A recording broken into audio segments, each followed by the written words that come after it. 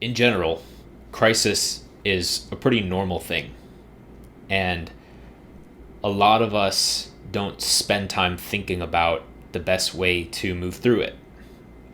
And currently in the US, there's been a news story that's sort of spurred a lot of crisis online too. So this just feels like a good time to talk about this. What's the way to handle crisis? Like what are you supposed to focus on? Because it's disorienting.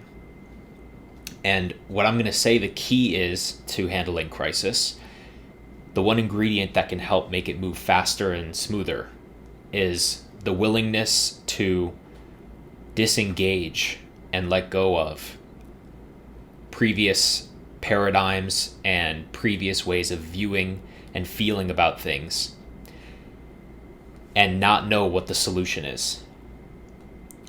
That's kind of where the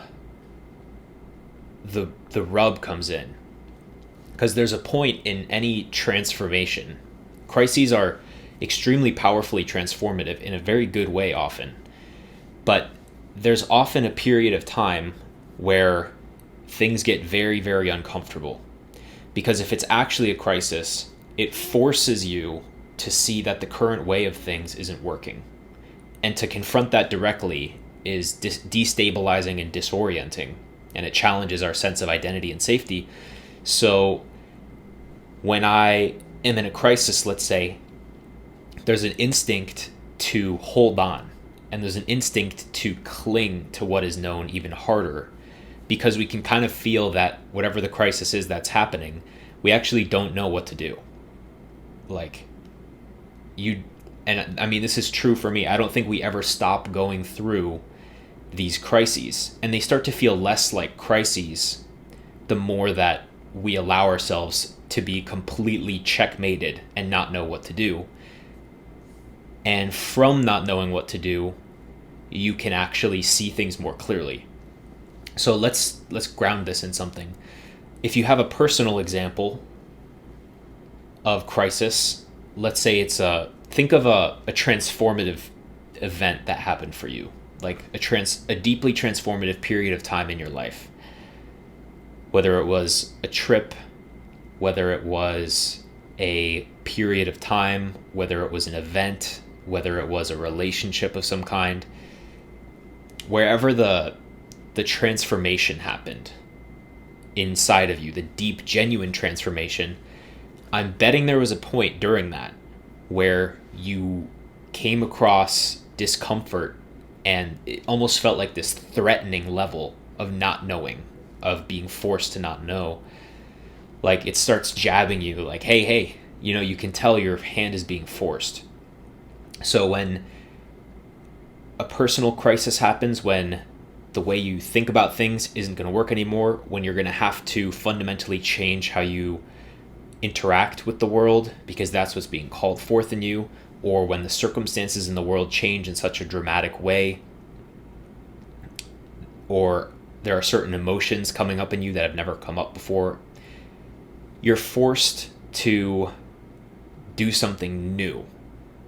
So think back to that time. Can you remember the period where during like this transformation, there was an instinctive desire to grab on? I notice this in myself almost every time. Like, I can feel, like when I was moving to Arizona, that's a simple example. Moving, right? There's a certain point in booking the flight, in finding the apartment, in packing stuff away, where the part of you that's familiar notices, oh, I'm getting challenged. There's no way out of this. And I can remember just wanting to forget about that.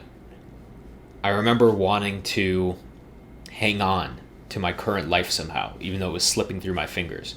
But when you resist the inevitable, you suffer. On a mass scale, what this looks like, if there's some terrifying, tragic event that happens, the problem with hanging on and doubling down, and rather than using it as a place to say, I don't know what to do, let me re-examine my values, it's like the tendency to do confused disorganized stuff just starts to come up. So that would be the tendency to blame, the tendency to project negative emotions so you can find a place to stand. And, wrongfully blame, I'm saying. In some cases, you need to point out what's genuinely to you seems like a logical reason to hold somebody accountable.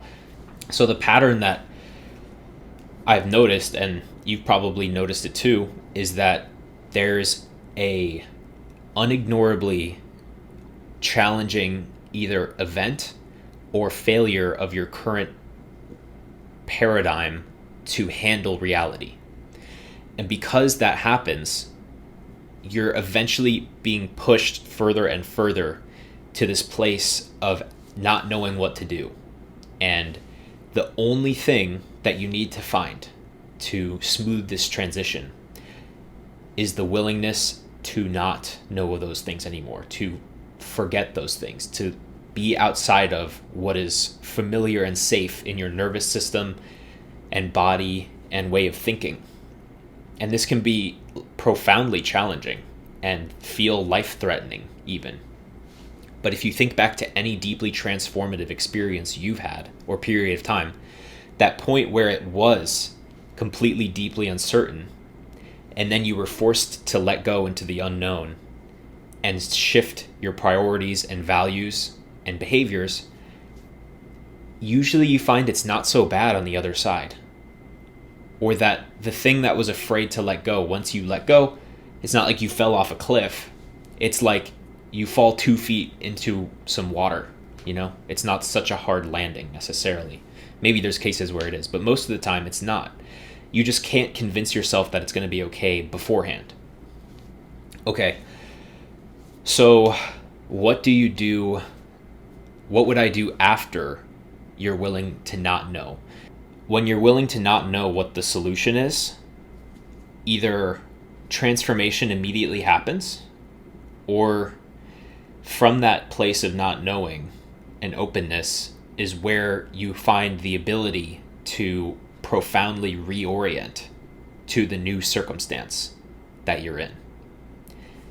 And the depth of being pulled out of your previous paradigm is the depth to which you can orient to the new paradigm.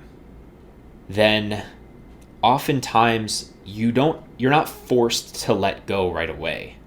And so I think it's actually helpful to start with the first step.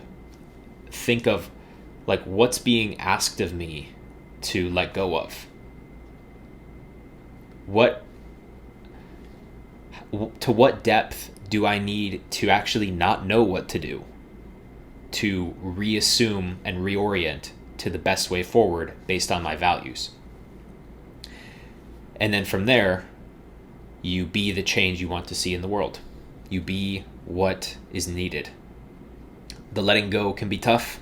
If you're struggling, happy to talk to you. Just click the link in the description and book a call right down there. If not, I'll see you in the next video. Thanks for watching. Bye-bye.